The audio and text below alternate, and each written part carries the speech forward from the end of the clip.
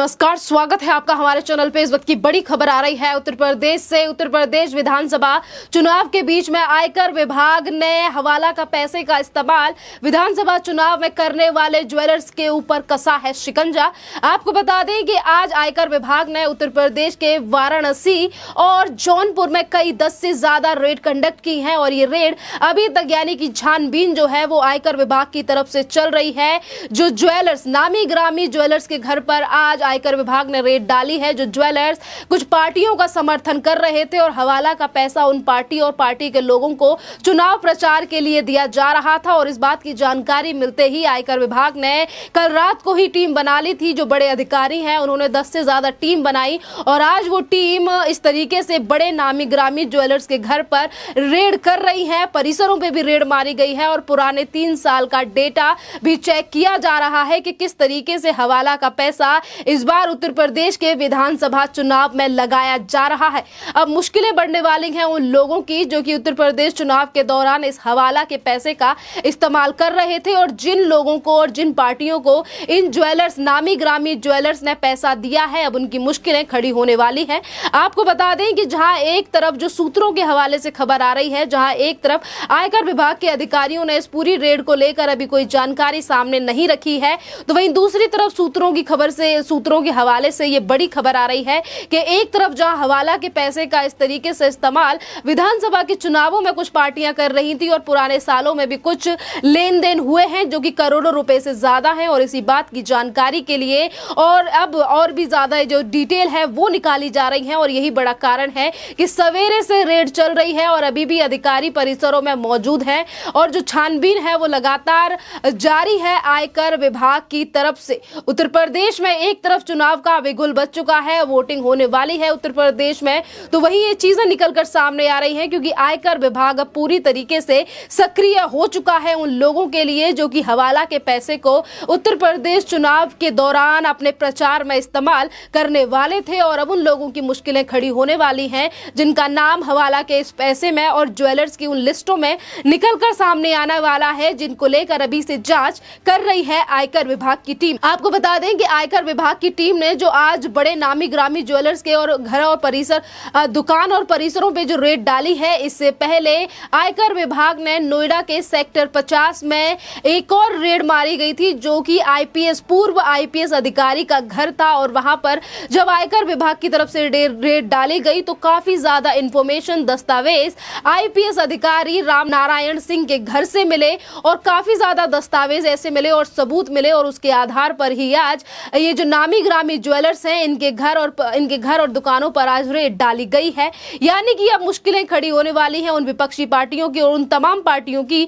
जो चुनावों में इस हवाला के पैसे का इस्तेमाल कर रही थी। खैर, ये पहली बार नहीं है कि आयकर विभाग ने इस तरीके से हवाला के पैसे को पकड़ा है जो कि चुनाव में इस्तेमाल होने वाला था। इससे एक हफ्ते पहले की भी बात है जब आयकर विभाग ने लखनऊ से करोड़ों की संपत्ति को जब्त किया। किस तरीके से हवाला के पैसे का इस्तेमाल इस बार उत्तर प्रदेश चुनाव के दौरान कुछ पार्टियां कर रही हैं, अब वो एक एक करके कानून और आयकर विभाग के हत्थे चढ़ रही हैं। इस बीच आपको ये भी बता दें कि बीते दिसंबर के महीने में समाजवादी पार्टी के एमएलसी या फिर समाजवादी पार्टी और अखिलेश यादव के करीबी पीयूष जैन के घर पर भी आयकर विभाग की तरफ से रेड डाली गई थी और किस तरीके से बड़ी मात्रा में और बड़ी संख्या में रकम निकलकर सामने आई थी। जहां एक तरफ पीयूष जैन के घर पे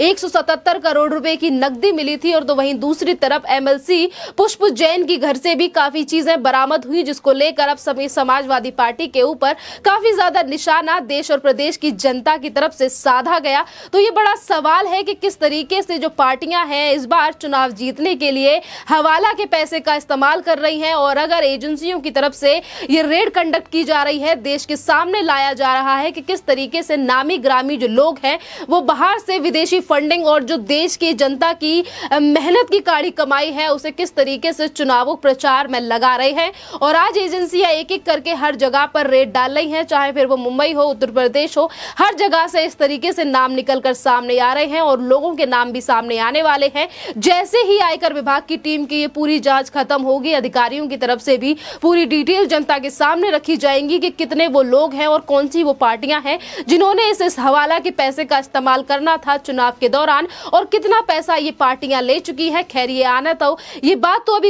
एक दो दिन दिन में सामने आ जाएगी जब आयकर विभाग के जो बड़े अधिकारी हैं, वरिष्ठ अधिकारी हैं, वो इन सब चीजों को सामने रखेंगे और जो जांच अभी चल रही है और अधिकारियों के हाथ कितने और महत्वपूर्ण सबूत लगते हैं, ये भी देखने वाली बात रहेगी। साथ में यहाँ पर यह भी एक महत्वपूर्ण तथ्य है कि अब कौन सी पार्टी ऐसी है जो सबसे पहले आकर आयकर विभाग या फिर प्रदेश में मौजूद योगी सरकार के ऊपर सवाल उठाने के लिए या निशाना साधने के लिए सामने आती है। क्योंकि जहां एक तरफ विपक्षी पार्टियां या फिर तमाम पार्टियां जो चुनाव प्रचार में इस हवाला के पैसे का इस्तेमाल करने वाली थी, जाहिर सी बात है कि अब उनकी नींद उड़ चुकी है। क्योंकि नामी ग्रामी जब ज्वेलर्स ही उन पेपर्स और अपनी जायदाद को बचा नहीं पा रहे हैं कि किस तरीके से हवाला का पैसा इस बार उत्तर प्रदेश चुनाव में लगाया जा रहा है। इसी बीच आपको यह भी बता दें कि जब अखिलेश यादव के एमएलसी और इत्र कारोबारी पीयूष जैन के घर पर रेड डाली गई थी, उस वक्त पे भी अखिलेश यादव की बौखलाहट और उनके तमाम नेताओं की बौखलाहट निकलकर सामने आई थी और ये कहा गया था कि उत्तर प्रदेश की जो सरकार है,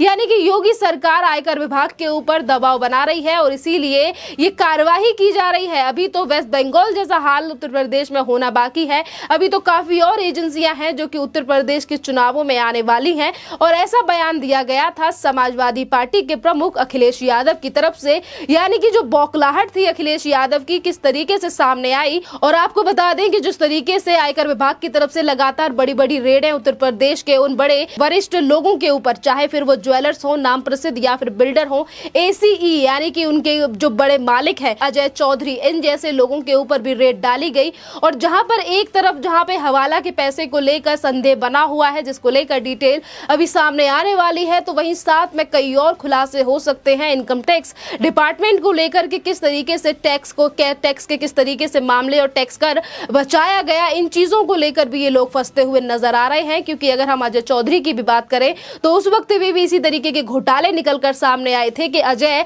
चौधरी किस तरीके से बड़े और नामी ग्रामी प्रसिद्ध बिल्डर बने, क्योंकि समाजवादी पार्टी के शासन में ही उन्होंने ये कारोबार अपना संभाला। और उसके बाद जिस तरीके से अखिलेश यादव की तरफ से काफी ज्यादा सहायता और आर्थिक पैसा भी मिला और उसकी वजह से इतने ज्यादा बड़े बिल्डर अजय चौधरी बने और इन चीजों का भी खुलासा पहले ही हो चुका है। अब देखना अहम ये रहेगा कि अखिलेश यादव की पार्टी ही वो पार्टी है जो कि हवाला के पैसे का इस्तेमाल इस बार विधानसभा के चुनावों में कर रही थी, या तमाम और कौन सी पार्टियां हैं जो ये नामी ग्रामी जो ज्वेलर्स हैं इनकी सहायता कर रहे थे हवाला के पैसे के द्वारा। इससे पहले आपको ये भी बता दें कि जहां एक तरफ उत्तर प्रदेश के चुनावों के बीच अभी ये चीज आना बाकी रह गई है कि इलेक्शन कमीशन की तरफ से क्या फैसला आता है कि चुनाव जो प्रचार है वो किस तरीके से होंगे, क्या वर्चुअल ही होने वाले हैं, इसको लेकर अभी डिटेल्स आना बाकी है। पर आपको ये भी बता दें कि वर्चुअल रैलीज को लेकर पहले ही अखिलेश यादव इलेक्शन कमीशन के सामने अपने हाथ खड़े कर चुके हैं। उन्होंने कह दिया था कि हमारे पास